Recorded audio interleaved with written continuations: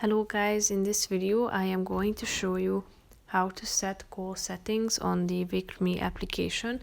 But first I just want to mention, don't forget to subscribe to my channel, because at 10,000 subscribers I am going to show you my whole YouTube revenue statistics and growth strategy, how to make money online. So let's jump into it.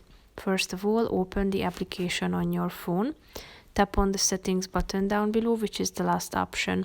After that, click on call settings, and here you can choose from four options, or you can choose from four so you can actually turn on these functions, such as always use speakerphone to start calls on earpiece, turn off. You can also turn on this audio notification, meaning that it will play sounds when participants leave from the call.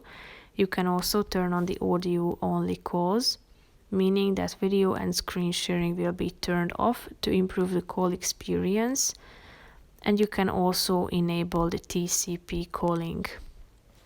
So that's how you can turn on these call settings. That's pretty much it for this video, guys. See you in the next one. Bye bye.